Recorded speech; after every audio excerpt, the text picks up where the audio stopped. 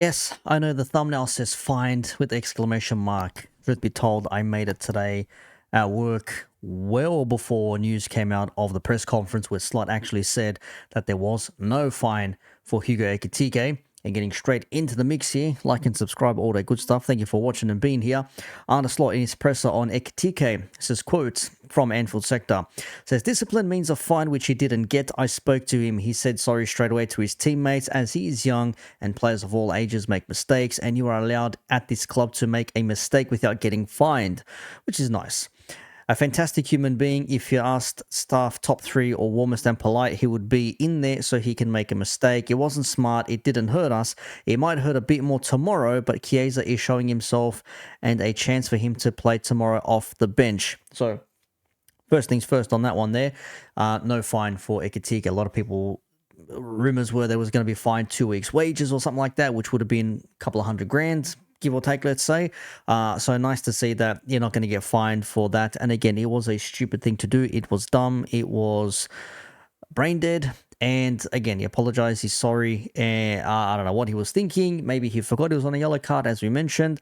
I know people like Gabriel, like Bonlahor, he's still, I think his name's Gabby, still talking about it, saying like you scored a tap in, why celebrate like that? And again, I'll take it back. I'm like, if it's in a semi-final, even if it's a tap in to win the game or to get you 2-1 up in like the 88th minute, by all means, go nuts. Jersey off, celebrate, but please don't do it if you're on a yellow card already, yeah? But if you're not on a yellow card, by all means, go for it.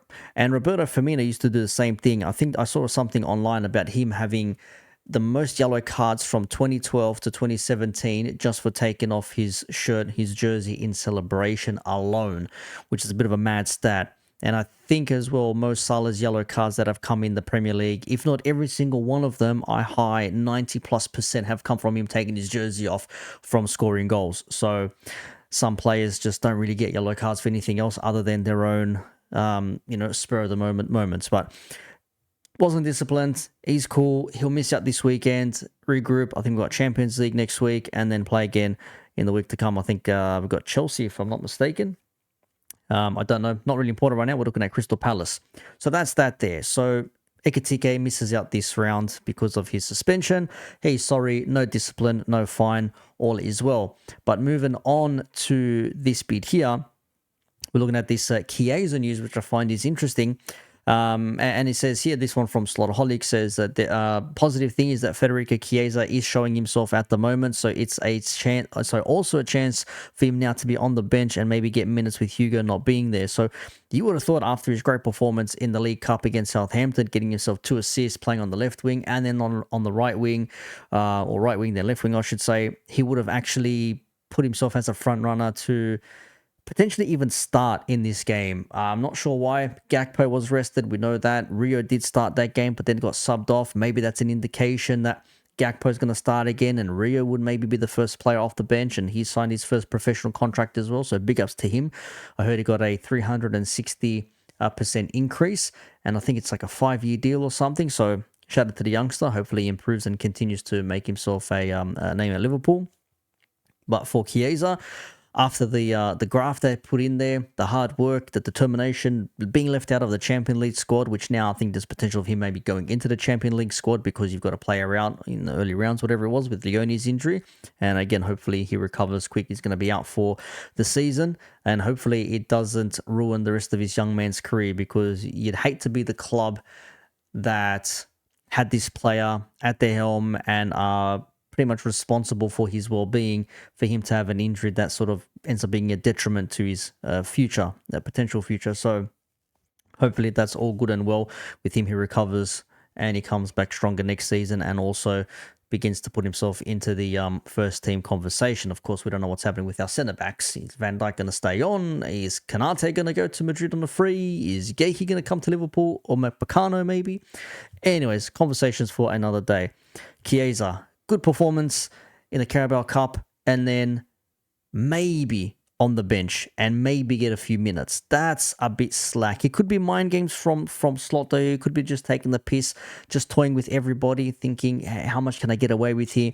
But I do hope he actually does play a part. And look, it's not going to be an easy game away to Palace. they haven't been our bogey team really in a long time. I know they beat us in Klopp's final season last year, I think it was. Where was it? Last season or the season before? There was the 1-0 towards the end of the season. No, last year was the 1-1 draw, last game of the Premier League campaign. We were both drunk. They were celebrating their FA Cup. We were celebrating our Premier League, and we just shared a 1-1 draw. So it would have been the year before that where they got us on the counter attack with the 1-0. But it's been okay. And if Chiesa is not going to be starting, even in place of Ekitike, who is suspended, definitely Alexander Isak is going to be ready to start against Palace, but 90 minutes might be too much, according to Arne Slot from Anfield Sector. So you're probably thinking maybe 70, 75 minutes, but then who do you put on as a striker?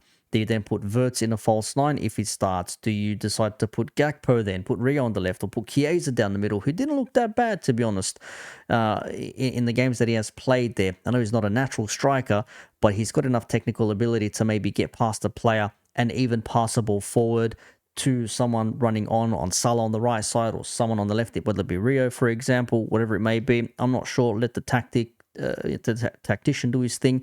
So that's what the situation is there. Obviously, it would have been different if Ekitike didn't get sent off. Then you're probably thinking he'd be starting and Isak would be coming off the bench. But now, obviously, we have to have Isak start because we don't have any other strikers. But it's not a bad thing. And as I said the other day, if I was an Arsenal fan and I saw Gyökeres come off the bench to try and shore up a game against Port Vale, who were 19th in the League One or something, I'd be shitting bricks thinking, please don't get injured, please don't get suspended, just get off the pitch finish the game properly and get off the pitch without any issues there. With Ekitike and Isak, you can at least rotate one or the other. Ideally, I wouldn't want either of them to play because we shouldn't have needed to beat Southampton by using these players, but such as Isak needs his time up to get himself up to speed, which wasn't bad.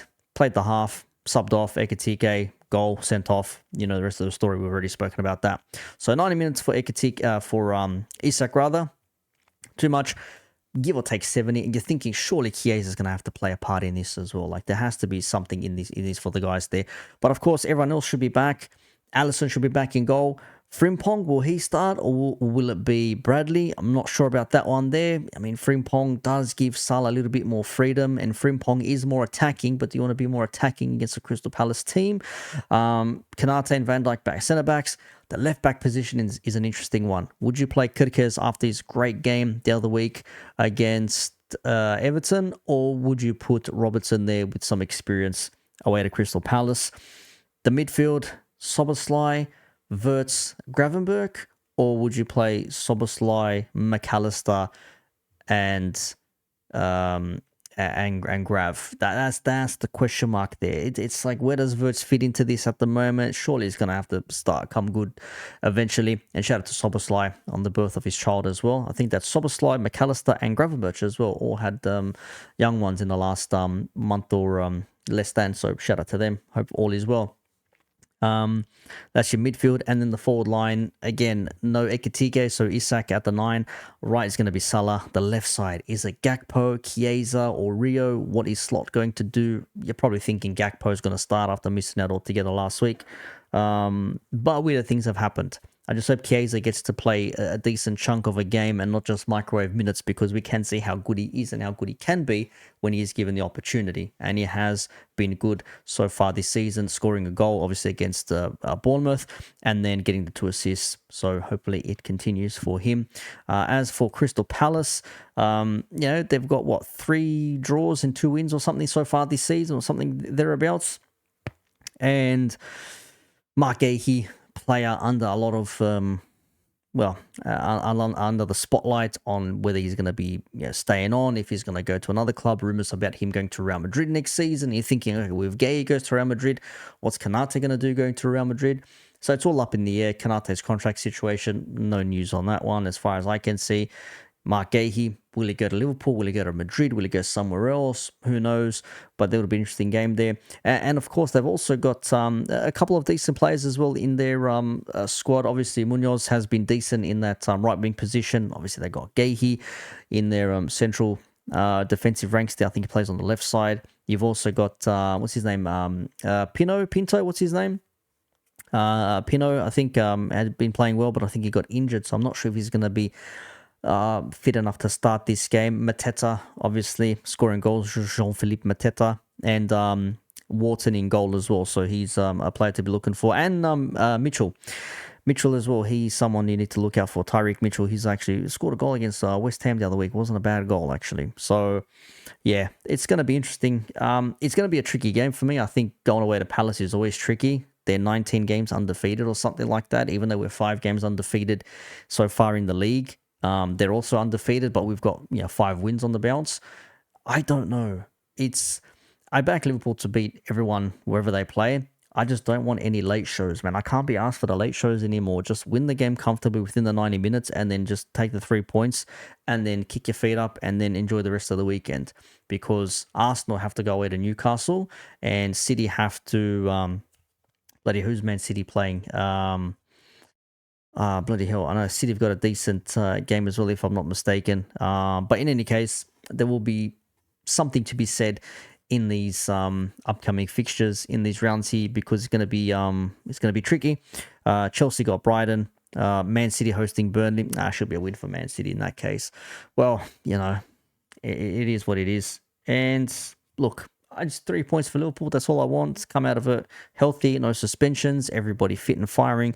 Let's get 3 points. Let's get this streak ongoing. Get it 6 from 6, and have Arsenal have to have the task of going away to St. James's Park and trying to get their first win there in the league in a few seasons' time, because I do believe Newcastle will put up a fight, but you still probably back Arsenal to get points in that game the way they've been playing, unless they play the Devils midfield, the 6-6-6 midfield of Marino, Rice, and Zubimendi. But it is what it is. Video's gone for a bit too long here.